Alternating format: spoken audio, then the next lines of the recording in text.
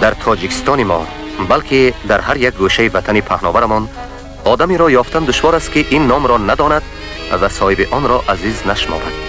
وی همراه ماست و همیشه با ما خواهد بود. او را در بسیار مملکت‌های عالم میشناسند. میدان و کوچه ها، مکتب و دانشگاه‌های عالی، باغ و خیابان و تئاترها به نام او مانده شدند.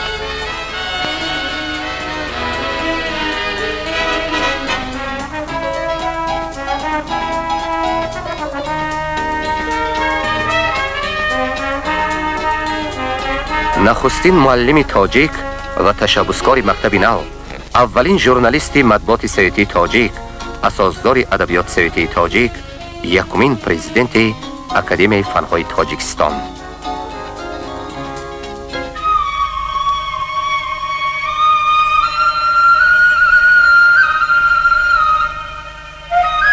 صدرالدین سید مرادزاده که در تمام عالم با نام عینی معروف است، 15 اپریل سال 1878 در قشلاق ساکتره قریب بخارا تولد شده است.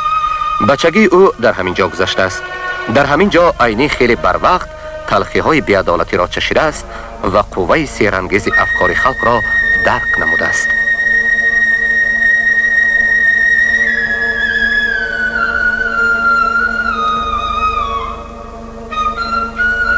وقتی که صدرالدین 6 ساله می شود، پدرش او را به مکتب نزد مسجد قشلاق می سپارد.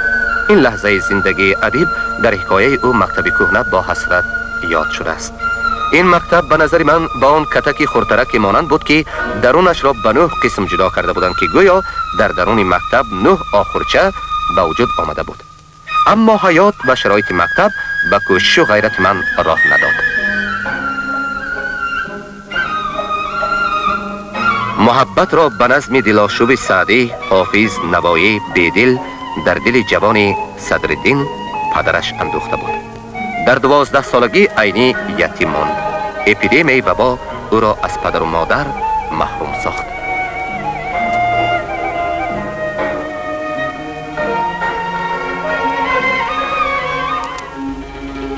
صدرالدین عینی راه بخارا را پیش میگیرد. در این شهر کهن که ظاهری پرجلای قصرهای امیرانه، قشاقی مهنتکش عادی را روپوش می کرد و در آن جایی که امیر از رنج ما گنجینه می ساخت، به قصر ظلم نو زینه می ساخت، صدرالدین عینی با اولین سبب‌های اجتماعی نابرابری دچار آمد.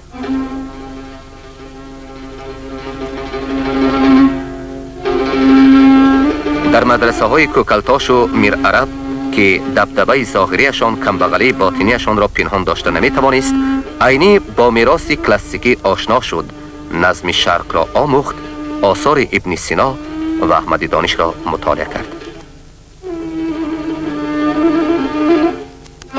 عینی با آدمان معرفتناک بخارا نزدیک می شود، به نوشتن شعر کمر می بندد، در تشکیل مکتب های نوپسند همراهی می کند، اصلاح سیستم تعلیم و معارف را تشویق می نماید.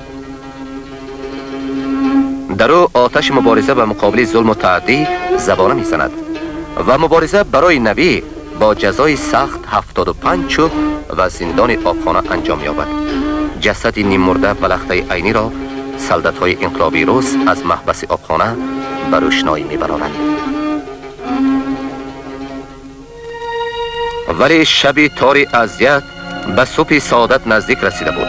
انقلاب شهر و دیهات آسیا منو را هم فرا گرفت و همراه خود آزادی، برادری، برابری، باوری با آینده درخشان را به پیغام آورد.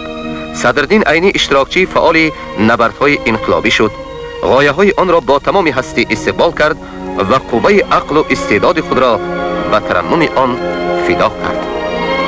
ای ستم دیدگان، ای اسیران، وقت آزادی ما رسید، مژدگانی دهید ای رفیقان، در جهان صبح شادی دمید، گفت عینی در شعر مشهور خود مرش حریت که در هوای سرود ریولوسیونی مرسیدس نوشته است. من انقلاب اکتبر را در 40 سالگی هم پیشواز گرفتم و من شاگرد 40 ساله اکتبر شده به این مکتب در آمدم. این مکتب در عین زمان مرا جوان هم ساخت. سالهای از نوسازی زمین کهنه تاجیکان شروع شدند. اکتبر کبیر به خلقا آزادی و خوشبختی و ساختمان دنیای نوی را آورد که انسانیت پیش قدم در دوام عصرها آرزو می کرد.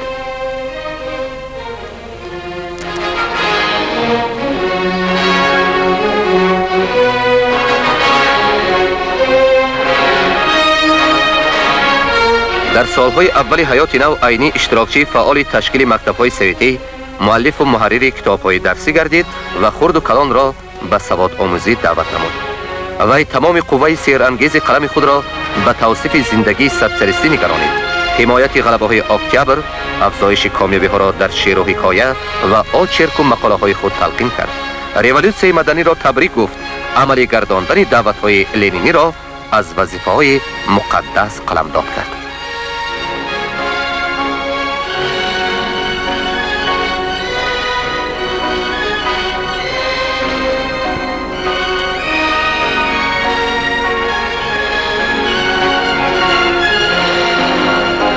سالهای 20 ابتدای تجدد ادبیات هزار ساله تاجیک دوره تولید نثر ریالیستی بود.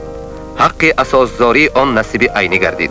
سال 1920 وی پاویست جلادان بخارا و سال 1924 پاویست دوم خود آدینه یا سرگذشت یک تاجیک کمبغل را نوشت. با پاویست آدینه عینی به اثر سگانه اساس داشت که در آنها ابراز کلکتیوانه خلق و جریان تشکل و کمال رولوسیونی وی جنبست گردیده است.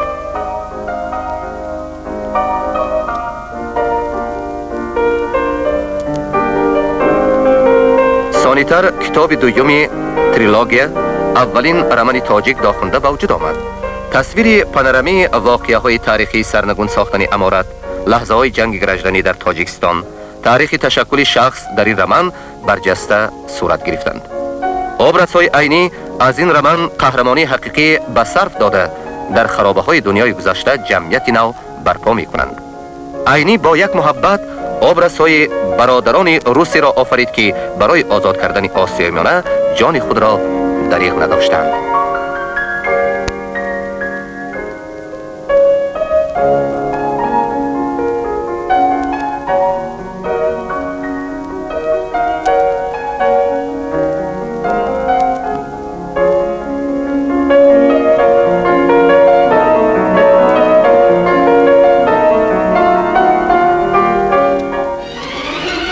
سال 1934 در مسکو اولین سیزد امیدواقعی نویسندگان سوئدی گشوده شد. عینی وکیل این مجلس باشکوه گردید. واخوری و ملاقات‌های ایجادی با نویسنده پرولتاری ماکسیم گورکی که در روزهای سیزد برپا گردیدند در حیات و ایجادیات ادبی تاجیک نقش ابدی گذاشتند. به عوض این شناسایی عینی مکتب نوی مهارت، مکتب گورکی را می‌گذارد. تجربه ریالیسم سوسیالیستی را می‌آموزد.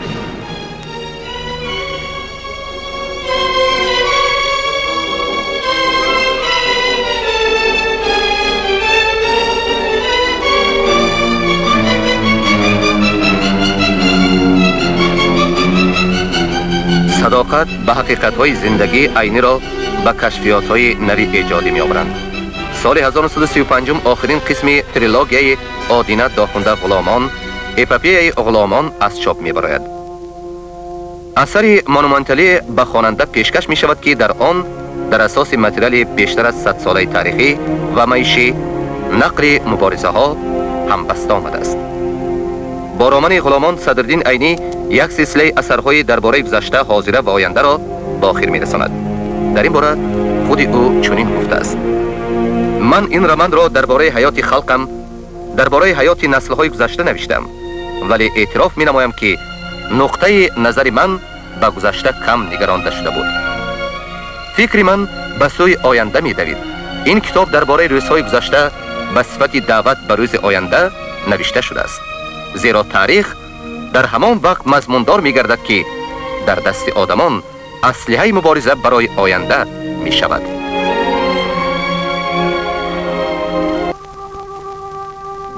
درباره گذشته به صفت دعوت به آینده، این یک پرینسیپ ایجادی است که عینی در پاویست مرگ صدخور و در تمام ایجادیاتش ادامه داده است. ابراز صدخور ممسک قاری شکنبه را عینی با یک استادی غلطی به وجود می آورد. قاری ادیب تاجیک پلوشکین شاه خسیسان گپسک پدر گاریا بر این آبرس‌های رمزی و کلاسیکی منفیت پرستان و گرسنه چشمان را به خاطر می آورد. با واسطه قاری شکنبه نویسنده از هلاکت تاریخی ساخت اجتماعی فئودالی فاشافاش سخن می گوید. عاقبت فاجعه قاری شکنبه افاده مرگ عالم سرمایه‌داران سرنگون شدن ساخت جمعیتی فئودالی است.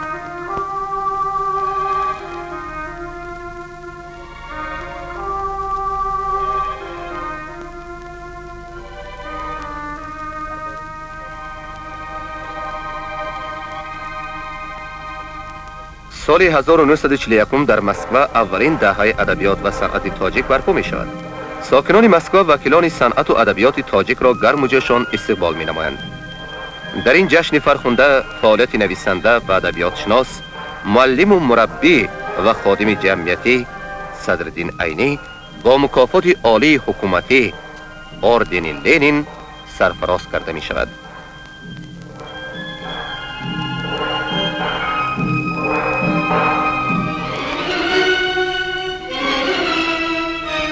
تا به خاک سوید این پلیدان شوم دوستان کردند خائنانه هجوم. بهر حفظ وطن خود مسلح عموم، هر کفی خاک ما شد به دشمن زخم. با چنین سطرهای آتشین عینی از روزهای اول جنگ بزرگ وطنی خلق را به مبارزه مقدس به حمایه وطن دعوت می نماید.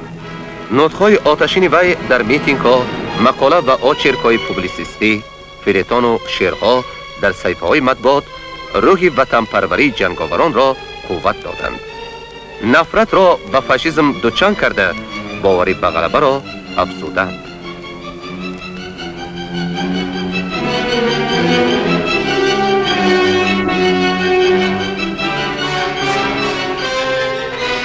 در سالهای جنگ عینی آچرک تاریخی قهرمان خلق تاجیک تیمور ملیک را می نویسد. تمام آچرک با هیجان وطن دوستی و احساس نفرت به دشمن انشا شده است. این احساس است که غضب ضد فاشیستی را آتش زده است.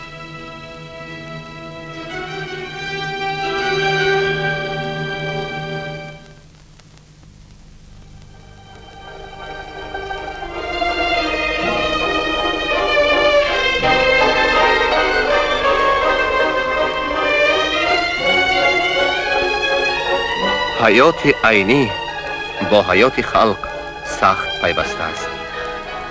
وی همیشه خود را سلطت عبرت آموز پارتی می دانست که با تجربه و قابلیت خود سخن ریولوسیونی پارتی کمونیستی دعوت های وی را به دل خلق می اندازد.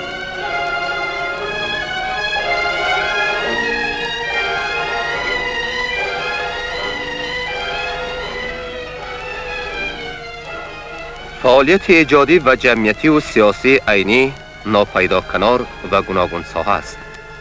عینی انسانی همه طرفه کامل، ساحر نازکی های سخن، نظریه و عملی ادبیات و پیش از همه بزرگترین گومانیست مبارز بخت و سعادت انسانیت است. ایجادیات او فکر مهرپروری وی به تشکل ایدئال های اخلاقی جوانان سویتی تأثیر بزرگ گذاشتند.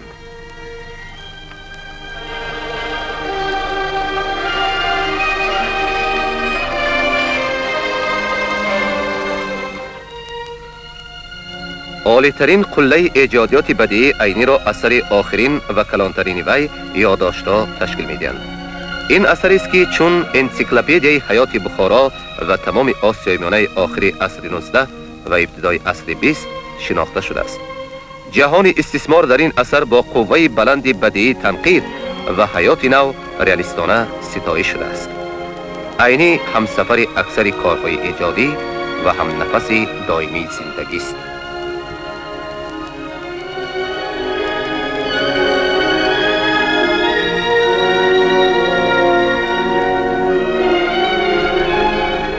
فعالیت اتفاق نویسندگان مصاحبه های ایجادی را به عینی تصور کردن دشوار است. چون شخص سیرطلب به کار ایجادی خود، عینی نسبت به دیگران نیز سیرطلب بود. همراه آنها شادی می کرد و یک جایه در سر دشواری ها ملاحظه می راند. پرینسیپ ناکی و حق‌گویی بر این خصلت‌های ایجادی را در طینت شاگردان خود نیز مانده نشده تربیت می‌کرد.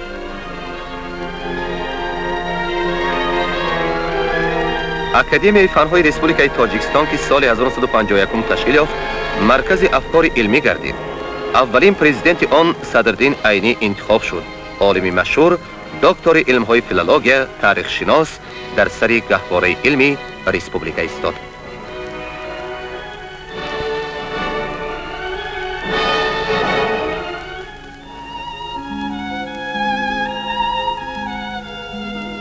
اهل جمعیت مملکت سال 1954 75 سالگی عینی را جشن گرفت.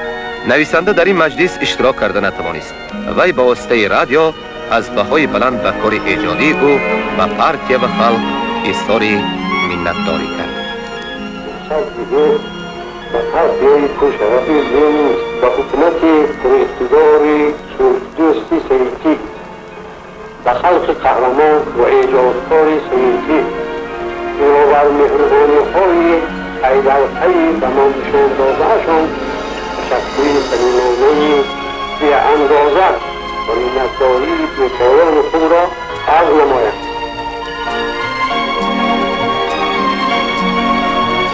اگر با یک سخن معین کردن مندرجه زندگی بزرگ عینی ممکن باشد، آن را حقیقت گفتن ممکن است و این حقیقت یگانه است که نویسنده آن را در قوه دگرگون سازنده کمونیسم دیده است.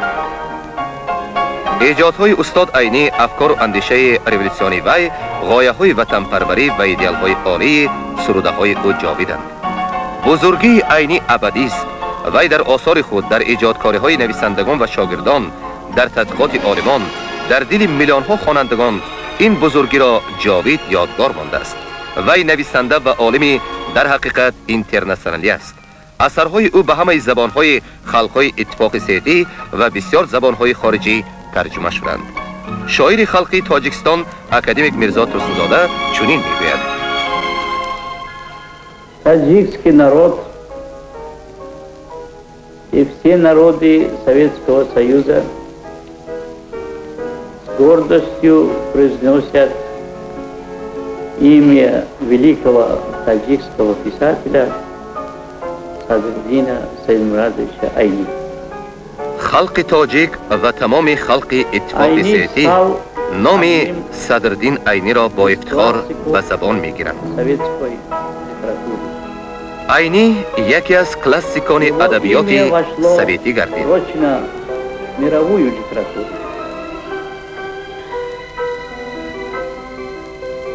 نام او به ادبیات جهانی داخل شد، زیرا که صدرالدین عینی در سرچشمه ادبیات سویتی می‌ایستاد.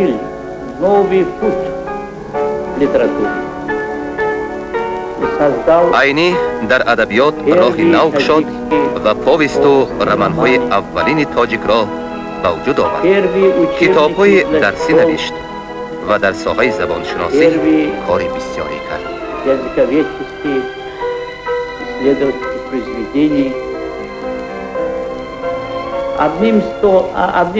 خلاصه کلام، صدرالدین عینی را ما با افتخار استاد می‌نامیم. Устод – это не просто учитель. Устод – это большой мастер. Устод – это, я бы сказал, великий учитель.